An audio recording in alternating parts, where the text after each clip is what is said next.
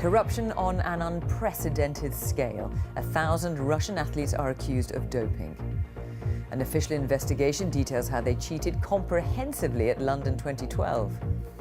The Russian Olympic team corrupted the London Games on an unprecedented scale, the extent of which will probably never be fully established. The Russian authorities, though, have condemned the report as lies and rumour.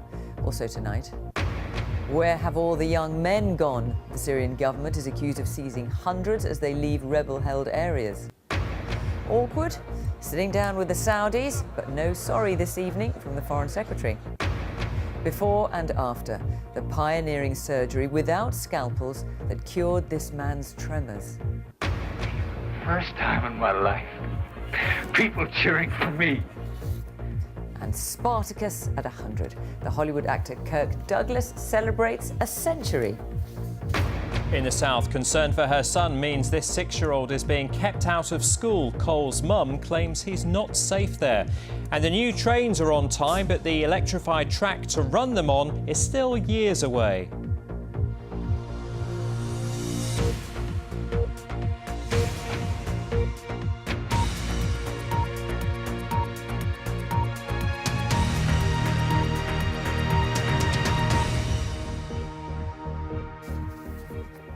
Good evening. The London Olympics were corrupted on an unprecedented scale by Russian athletes helped by state-sponsored doping. And over 1,000 Russian athletes have been doping since 2011. That's the finding of an investigation by the World Anti-Doping Agency.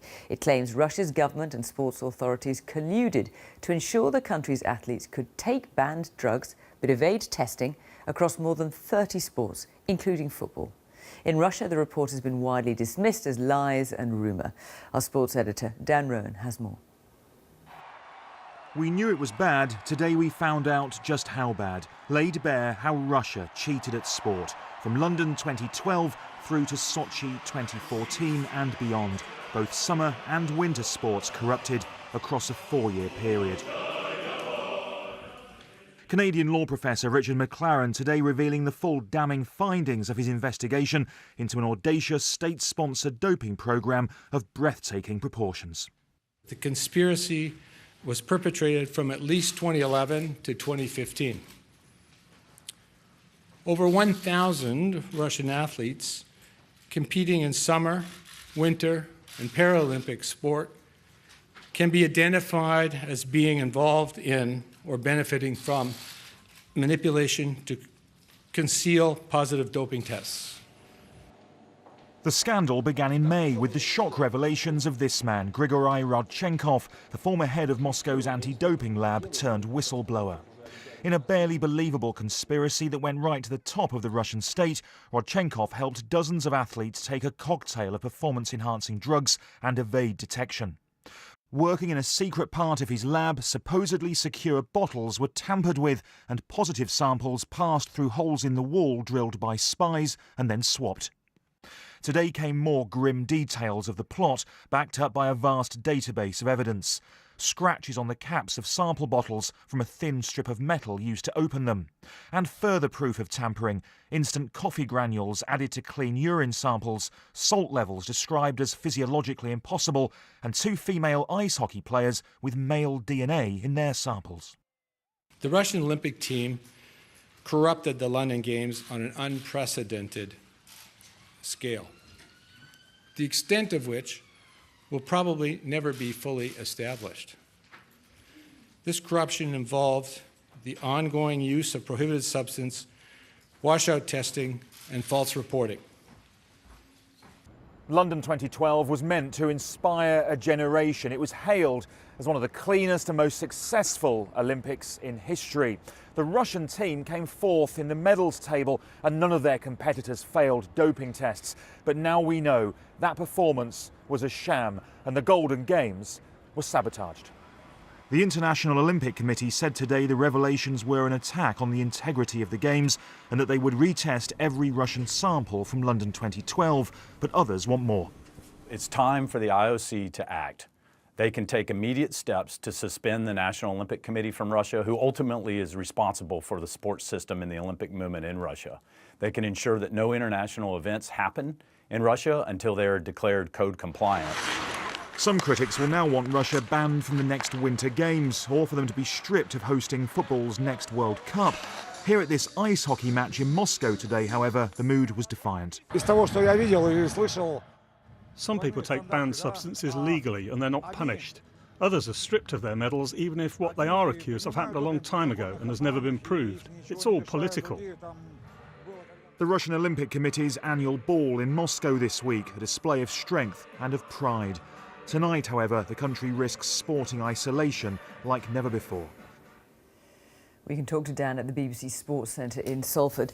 Dan, Russia isn't the only country doping, though the scale may be unique. How can international sport regain its reputation after this? Well, it's crucial that it does, Fiona. After all, I think it's fair to say that the very credibility, the whole integrity of international sport feels like it's on the line this evening. What sports fans want to see above all else, of course, is competition that they truly can believe in. But after that devastating, explosive report earlier on today, it really does feel like we're a long way from that. And the problem isn't just confined to Russia, of course. One need only think of doping in Kenyan athletics, for example, the mounting concern over the use of therapeutic use exemptions by athletes all over the world to tell you that. But I think as a first step on the potential road to recovery, what many will want to see is for the IOC now to finally get tough with Russia and do what it failed to do a few months ago when it resisted huge pressure to ban the entire country's team from the Rio Games. Whether or not Russia can get its house in order in time for the Winter Olympics in Pyeongchang in 2018 or to host the World Cup in football a few months later remains to be seen. But Professor McLaren himself today said he was optimistic that Russia could reform. He didn't call for a ban, but he did call for unity after months of squabbling. And perhaps if this means more investment in anti-doping, a more independent and tougher anti-doping regime, perhaps his words can be heeded, but it will take time. Dan Roan in Salford, thank you. The United Nations says it's received disturbing reports that hundreds of Syrian men have disappeared since crossing from rebel-held areas into government-controlled western Aleppo. Sources have told the BBC that some have been taken in for interrogation, others forced into national service. Syrian forces, backed by Russia, have retaken large areas of the east of the city from rebel fighters in a recent offensive, causing thousands of civilians to flee. Our chief international correspondent, Lise Doucette, has spent the last week in Aleppo and sent this report.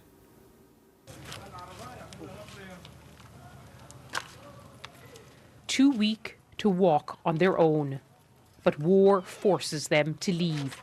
They've been living in a battlefield. Now at last, a chance to escape, to breathe a bit more easily.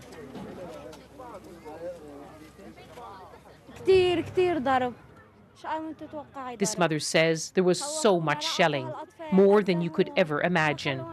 We were afraid all the time. My children were terrified.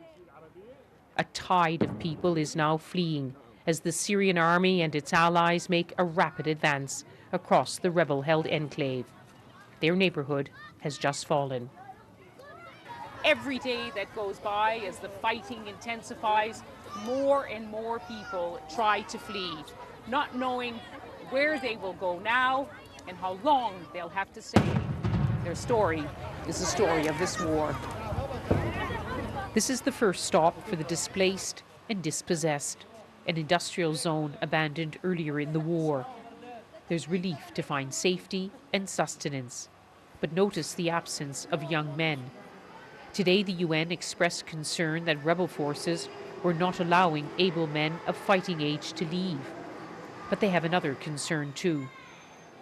We've received very worrying allegations that hundreds of men have gone missing after crossing into government-controlled areas. Family members say they lost contact with the men, who are all believed to be under 50 years old, after they fled opposition-controlled areas around a week or 10 days ago. This week, there was a rare rescue mission, an orderly evacuation by 2 charities. 150 people, the elderly, the disabled, were brought out from an old people's home in the ancient quarter of East Aleppo, an area just seized back by the government. a risky operation. Many more people need to be brought out for urgent medical care. But for that, the fighting has to stop. So it is time that either they are being allowed out to safer places, or that humanitarian assistance is delivered in eastern Aleppo city, but we need a ceasefire. On the ground, there's still no sign of that. Today, the UN General Assembly added its voice to pleas to end hostilities. Voices drowned out by a battle the Syrian army is on the verge of winning. Lise Doucette, BBC News, Aleppo. Boris Johnson is beginning a tour of the Middle East this evening, just a day after being rebuked by Downing Street for criticising one of Britain's key allies in the region. The Foreign Secretary accused Saudi Arabia of engaging in proxy wars. But Number 10 says he wasn't speaking for the government. Our correspondent Frank Gardner is in Bahrain, where Mr Johnson has been speaking this evening, and sent this report. Boris in Bahrain tonight to deliver his first keynote speech in the Middle East as Britain's Foreign Secretary. Boris, you know you want to talk to me. Afterwards, I'll talk to you, Frank. I invite Boris Johnson. This event comes just days after footage emerged of him accusing Saudi Arabia and Iran of playing proxy wars, drawing a rebuke from Number 10. So would he now apologise? And so, when you look at what's happening in Yemen, where the hand of Iran is clearly visible, I, of course, understand Saudi concerns about security and the paramount importance of Saudi Arabia securing itself from bombardment by the Houthis. At dinner, he sat next to a senior Saudi prince who thought the row over what he'd said earlier was overblown. Britain has a huge, lucrative and controversial defence relationship with the Saudis. But tonight, Boris Johnson announced that Britain was investing £3 billion of its own money in rebuilding its military presence here in the Gulf. Our focus, we in the UK, lost our focus on this part of the world. And so tonight, I want to acknowledge that this policy of disengagement east of Suez was a mistake. His speech, rewritten on the plane, seemed to go down well. I asked one of the ruling princes if Boris's earlier criticisms were forgiven. I think that's standard Boris for you. But what he stated and what the Prime Minister stated is the official line of the UK government, and it couldn't be clearer and better. Theresa May was here at a Gulf summit only this week, attracting criticism from human rights activists. The Labour leader, Jeremy Corbyn, is calling for an arms embargo on Saudi Arabia. Boris Johnson didn't actually apologise here tonight for his comments about Saudi proxy wars and puppeteering, but he did say he understood Saudi Arabia's security concerns. If anything, people in this region are probably more forgiving than Number 10 has been. But his critics say that now, as Foreign Secretary, he needs to keep his private thoughts to himself if he wants to keep his job. Frank Gardner, BBC News, Bahrain. Rupert Murdoch's company, 21st Century Fox, has launched a takeover bid for Sky, the satellite broadcaster worth more than £18 billion. The last time that Mr Murdoch tried to take over the company in 2011, the deal collapsed following the phone hacking scandal. As our business correspondent Rory Kethlin-Jones reports, the deal would create a massive global media empire. Rory's report contains some flash photography. It's the prize the media mogul has wanted for a long time. Now, finally, Rupert Murdoch looks set to take full control of Sky. The last time he tried, this happened. This is the most humble day of my life. The phone hacking scandal at Murdoch's News of the World saw him under unprecedented political pressure, forcing the abandonment of the Sky takeover. Morning, everybody. The then Business Secretary Vince Cable was stripped of his role ruling on the deal after being secretly recorded saying he declared war on the tycoon. Tonight he had this warning about the new bid. The big problem is that the ownership of the media, whether you're looking at press, radio, television, is very highly concentrated. And this makes it even more concentrated. It isn't a personal thing around Mr Murdoch, though he happens to be a very major proprietor. If you want to run a broadcaster in Britain, the media regulator Ofcom has to be convinced that you're a fit and proper person. And back in 2011, the behaviour of Rupert Murdoch's newspapers was seen by some as an issue. Since then, though, they've been split off into a separate business, and he'll be hoping that 21st Century Fox will be seen as fit and proper. Murdoch's entertainment empire includes movie studios, TV channels and the Fox News network. It already owns 39% of Sky, the pay TV giant, with its highly successful sports and entertainment channels, which now has 21 million customers across 5 European countries. Well, the political landscape has been transformed over the last 5 years. All the heat has gone out of the phone hacking scandal. The fall in the value of the pound means that it's extremely cheap to buy Sky right now. And of course the media landscape has changed. Big media companies are looking to consolidate, looking to find ways of dealing directly with consumers. 5 years ago, the ageing tycoon's power and influence seemed to be on the wane. This year he's married for the third time to Jerry Hall and has launched another audacious takeover. Well into his 80s, Rupert Murdoch seems determined to stay centre stage. Rory Catlin-Jones, BBC News. Imagine surgery but without knives or scalpels, just sound waves. That's what doctors at a hospital in London have used to operate deep inside the human brain. The pioneering treatment was performed on a patient who suffered from uncontrollable trembling in his right hand. It could also be used to control the tremors caused by Parkinson's disease. Our medical correspondent Fergus Walsh was given exclusive access to the treatment.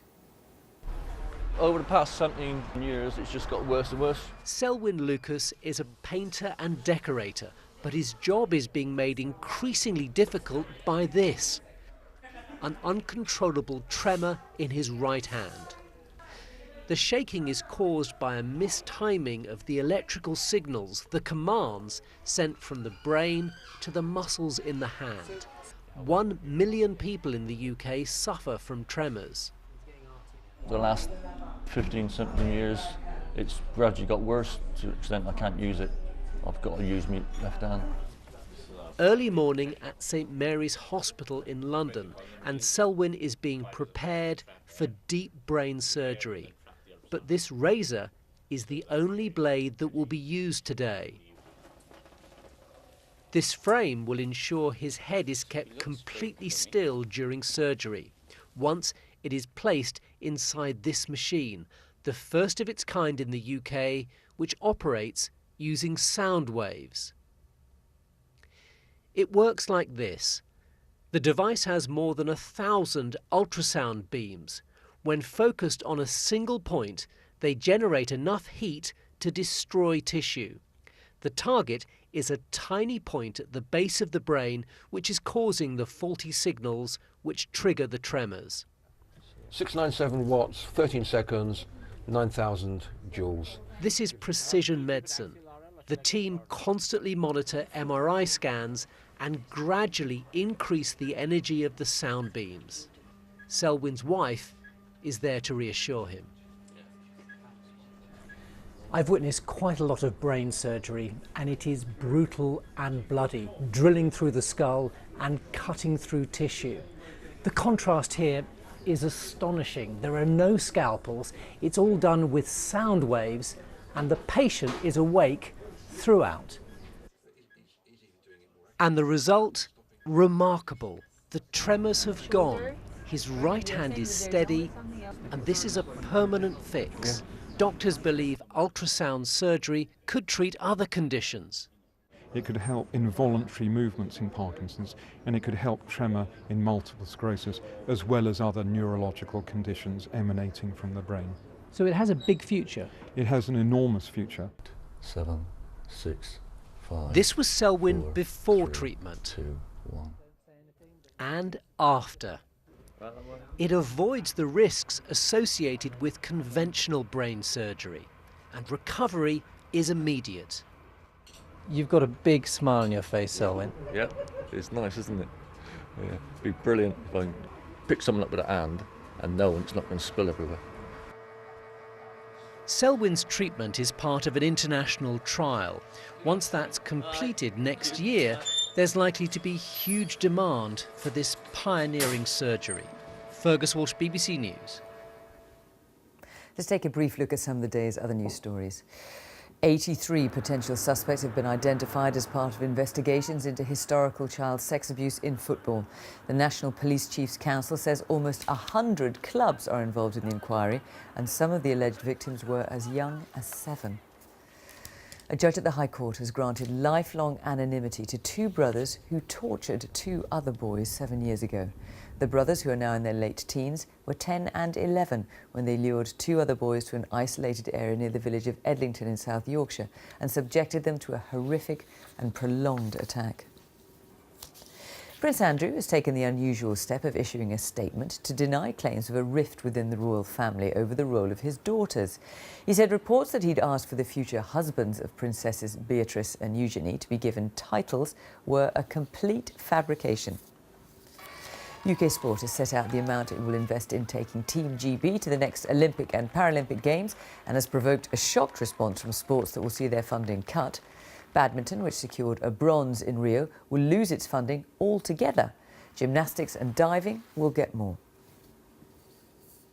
The Dutch anti-immigration MP Geert Wilders has been found guilty of inciting discrimination by asking his supporters if there should be fewer Moroccans in the Netherlands. The judges in Amsterdam said he would not be given any sentence, as convicting him was punishment enough. Mr Wilders called the verdict totally insane and said it was an attempt to silence him ahead of national elections in March, as our correspondent Jenny Hill reports. This man has a vision for the Netherlands. Meer of minder Marokkanen. And Geert Wilders isn't alone. But today a court took a dim view of the speech in 2014 and convicted him for inciting discrimination. Even so, Mr Wilders, who refused to attend trial, was acquitted of a more serious charge and goes completely unpunished. The conviction itself, said the judge, was sentence enough. And I have a message for the judges who convicted me. That didn't impress Mr Wilders. No press interviews today, no questions, just a slick PR video statement. No one trusts you anymore. Disappointing for this businessman who lodged one of the police complaints that led to the trial.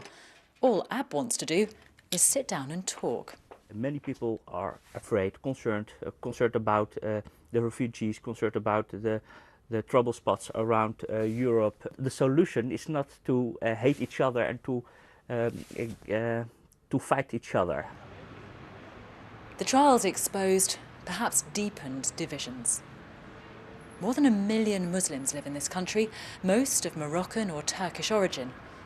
Mr Wilders and his Freedom Party would rather they were gone. They also want out of the EU. Geert Wilders may be a convicted criminal, but in one of The Hague's poorer districts, they'll tell you he's one of them. Everybody with common sense knows he's right. Parts of The Hague are no-go areas. They're living no Holland, no original Holland people, only immigrants. And it is, I don't like it. I don't like it. I lost my country. The Freedom Party has the establishment on the run, and there's a general election next year. It's unlikely to win a majority or find a coalition partner, but it's not impossible. We're just a few miles from the capital city, the seat of this country's parliament. And yet what's striking here is the sense of isolation, of disconnection from the political establishment. The voice of that discontent is growing louder, not just here in this place, but across the country and across Europe. And what some here hope, and many still fear, is that if anything, the trial of Geert Wilders has simply fuelled that fire. Jenny Hill, BBC News, The Hague. He's one of the last surviving stars of Hollywood's golden age. Kirk Douglas turns 100 today. Best known for his roles in Spartacus and Gunfight at the OK Corral, he's appeared in more than 90 films in a career spanning 7 decades. A family party is being held for him this evening in Hollywood, from where our correspondent James Cook reports. I'm Spartacus! I'm Spartacus! Kirk Douglas, master of the golden moment on the silver screen. His defining role as the rebellious slave is classic Kirk, chiselled, muscular, and full of passion. The man born in poverty 100 years ago today is still going strong. He's defied the odds time and again, surviving a helicopter crash and fighting to regain his speech after a stroke. Nominated for Best Actor 3 times, he finally won an honorary Oscar in 1996. But this is for my wife, Anne. I love you. Off-screen here in Hollywood, Kirk Douglas is best known for defying a blacklist of supposed communist sympathizers and for his philanthropy, spending tens of millions on school playgrounds, hospitals, and helping the homeless. Kirk has often said, you haven't learned to live until you learned to give. And Dad, you sure as hell know how to give, and I know you know how to live.